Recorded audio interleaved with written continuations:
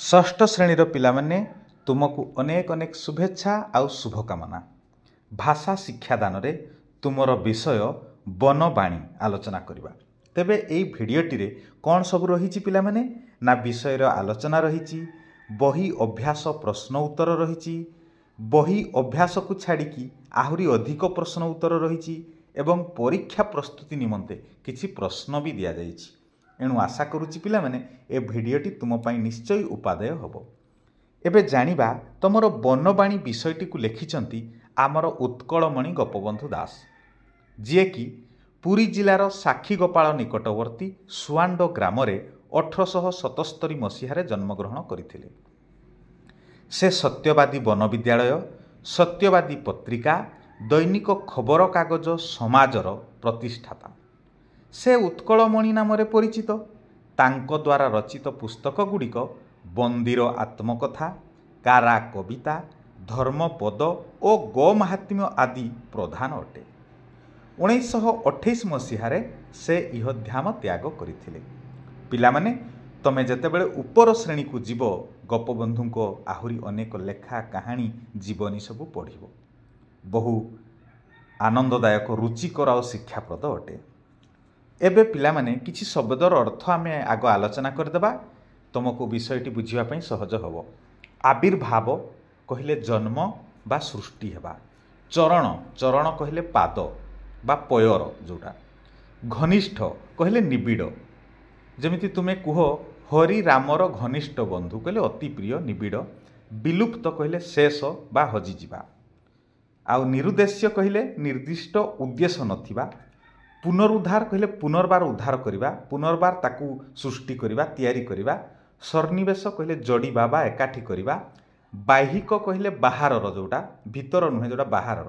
कृतार्थ कहले निजको धन्य मने करिबा, चरितार्थ मने करिबा। आउ दुर्विपाक कहले दुर्जोग बा विपत्ति हैला। जेमिति तुमे बन्या बात्या एक दुर्विपाक कहले विपत्ति बा दुर्जोग अटे। आलेख्य कहले चित्र। आशा करुच्ची शब्दर अर्थ बुझीगला परे तुमको विषयटी बुझीबा सहज हबो पिलामाने। आउ एठी विषयर आमे सारांश बुझीबा। कौन हेइची ना पुरातन कालरू भारतर महापुरुष गण अरण्य को निजर साधना एवं सिद्धिर स्थान रूपे निरूपण करथिले। तुमे तो जानिच पिलामाने प्रथमे मनीष तार जीवन आरंभ करथिला जंगल रे, सही अरण्य को एणुकरी महापुरुष गण निजर साधनार पीठ रूपे बाछिथिले। बाल्य अवस्थारे भारतर संतानगण अरण्य आर्य ऋषिंकर चरण तले बसी शिक्षा ग्रहण करुथिले। सेतेबेले केवल जंगल बा अरण्य ही गुरुंकर आश्रम थिला। राजा महाराजा माने मध्य जीवनर शेष समय रे अरण्यर तरु छायार आश्रय ने जीवन को कृतार्थ मनुथिले, कहले खुशी होउथिले। भारतर प्राचीन नाटक पुराण यथा अभिज्ञान शाकुंतलम, कुमार संभवम, उत्तर रामचरित आदि रे अरण्यर वर्णना देखिबाकू मिले। सेतेबेले कवि लेखक माने मध्य सेही अरण्य प्रदेश रे रही रचना करुथिले। आजि से दिन नाही, तथापि बनवाणी ही भारतर बाणी। पिलामाने तुम बही रे जो अभ्यास देइची से अभ्यास प्रश्न उत्तर आलोचना करबा। 1 नंबर क प्रश्न, पुरातन भारतर छात्र माने केउ स्थान रे रही शिक्षा लाभ करुथिले? उत्तर, पुरातन भारतर छात्र माने अरण्य रे थिबा आश्रमर आर्य ऋषि मानक चरण तले बसी शिक्षा लाभ करुथिले। ख नंबर प्रश्न, केउ मानकर पवित्र स्मृति एबे भी भारतीयंक प्राण रे गौरव जन्माऊ अछि? उत्तर, जगी ऋषि मानकर पवित्र स्मृति एबे भी भारतीयंक प्राण रे गौरव जन्माऊ अछि। ग नंबर प्रश्न, राजा महाराजा माने जीवन रे कहार आश्रय नेई निजको कृतार्थ मनुथिले? उत्तर, राजा महाराजा माने जीवन रे मुनिवन तरुछायार आश्रय नेई निजको कृतार्थ मनुथिले। पिलामाने विषयटी को तुमे थरे सुंदर भाबरे बुझीगले निज भाषा रे अति सुंदर उत्तर सब लिखिपारिबो। एसबू तुमर अभ्यास पई दिया जाइछि। तमे बारंबार लिखिले उत्तर गुड़िक सुंदर भाबरे मने रहिबो। जिबा 1 नंबर घ प्रश्न को, भारतर केउ प्राचीन काव्य नाटक आदि रे अरण्यर कथा कहा जाइछि? उत्तर, अभिज्ञान शकुन्तलम, कुमार संभवम, उत्तर रामचरित आदि भारतर प्राचीन काव्य नाटक आदि रे अरण्यर कथा कुहा जाइछि। 2 नंबर क प्रश्न, भारतीय भावुक माने काहींकी प्रकृति को समस्त प्रेरणार उत्स बोली ग्रहण करिसंती। उत्तर, अतीतरे महापुरुष माने अरण्य को निजर सिद्धि और साधनार स्थान रूपे निरूपण करुथिले।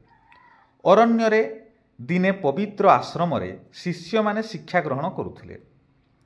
राजा महाराजा माने जीवनर शेष समय रे अरण्यर तरुछाया आश्रय नेउथिले।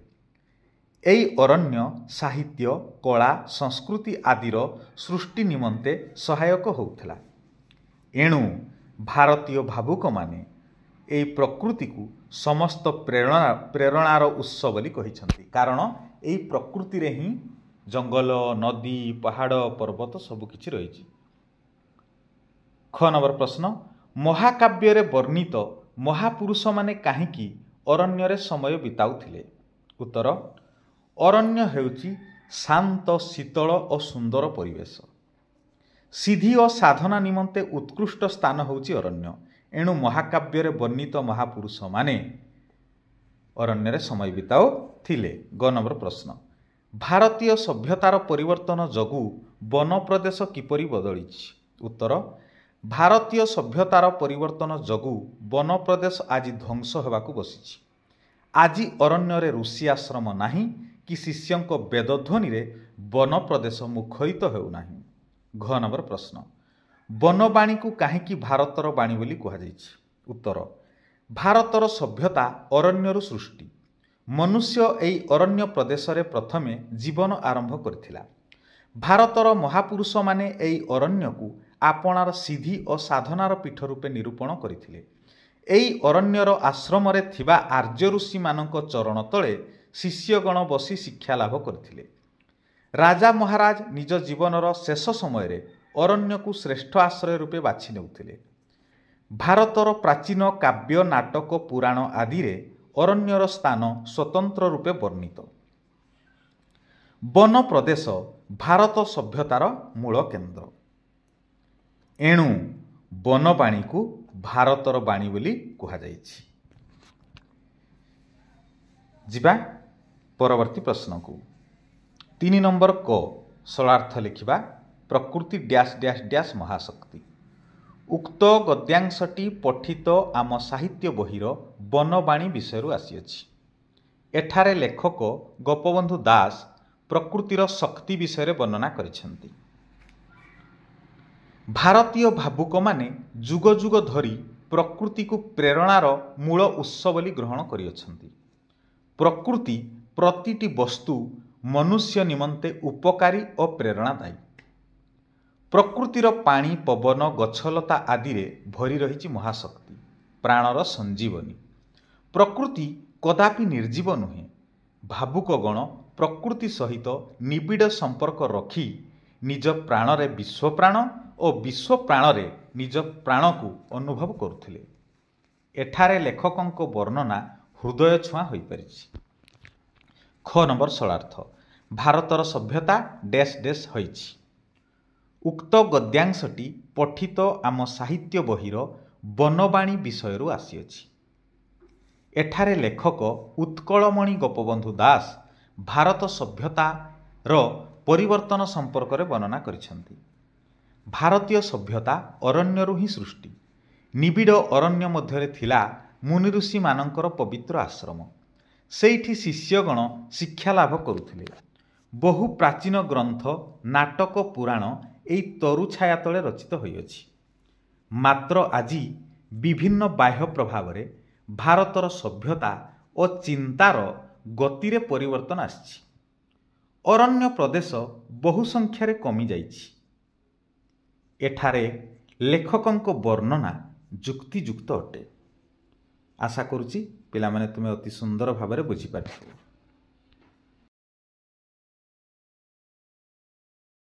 4 नंबर प्रश्न, प्रत्येक धाड़ी रे 3टी एक जातीय शब्द सहित गोटे भिन्न जातीय शब्द मिसी रही ताकू बाछिबा। क नंबर, जगी, मुनि, ऋषि, रोगी।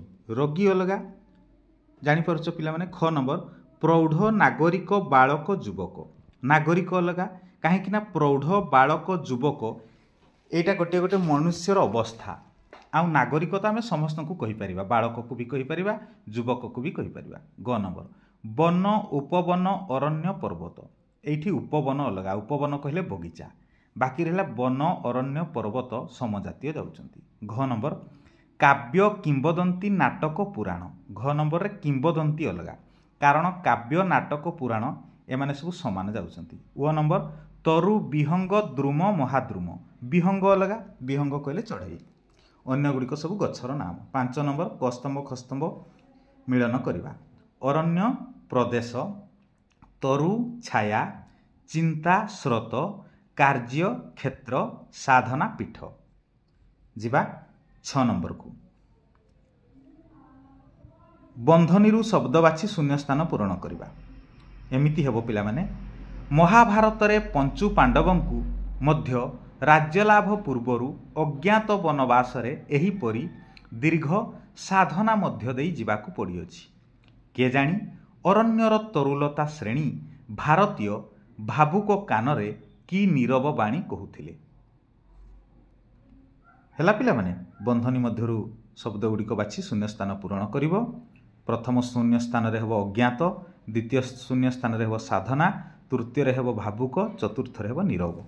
एबे जीवा 7 नंबर प्रश्न को तळे कोठरी रे अक्षर गुड़िक लगाई 2 बा 3 अक्षर विशिष्ट शब्द तैयारी करिबा।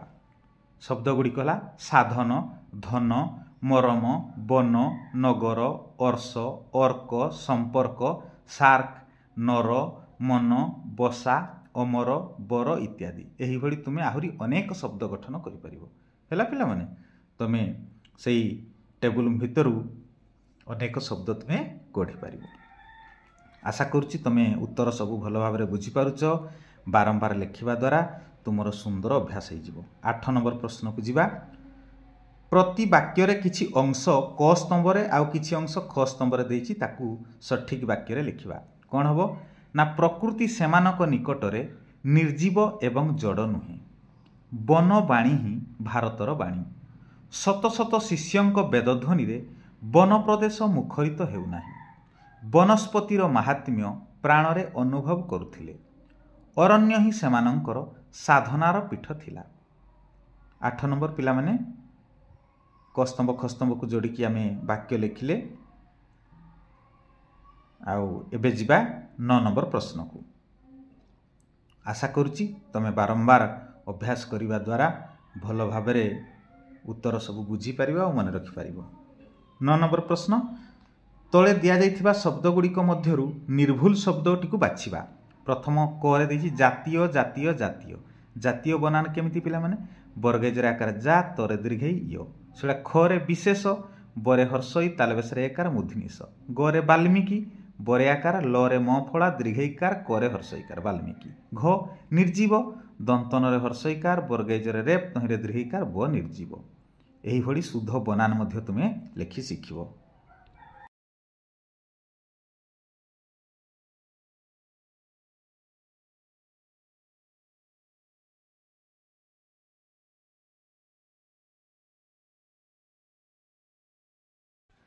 पिला माने तुम पई आउ किछि अधिक अभ्यास प्रश्न उत्तर दिया जाइछि।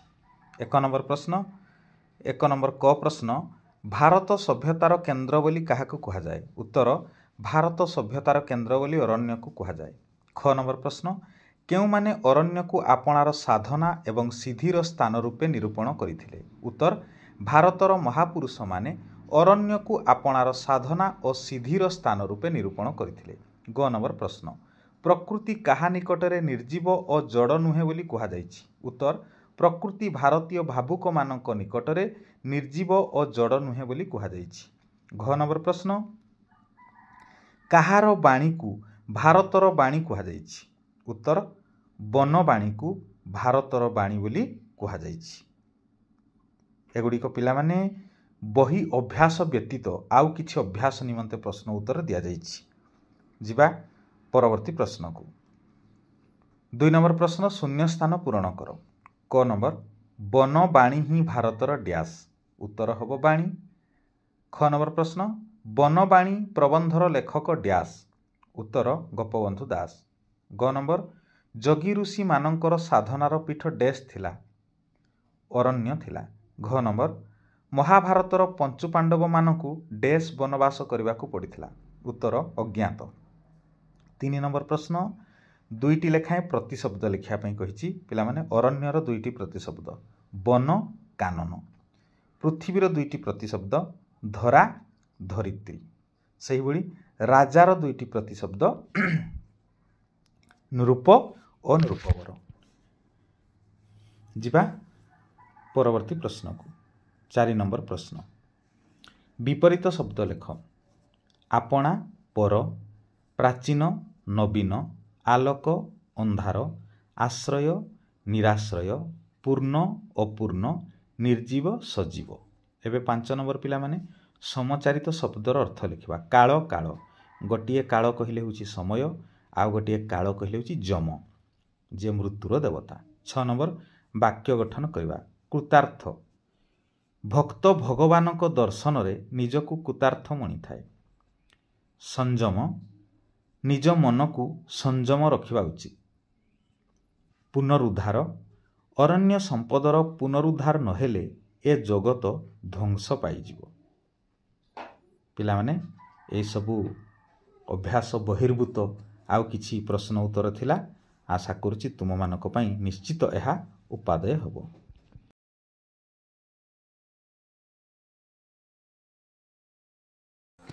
ପିଲାମାନେ ପରୀକ୍ଷା ନିମନ୍ତେ ପ୍ରସ୍ତୁତ ପ୍ରଶ୍ନପତ୍ର ଦିଆଯାଇଛି।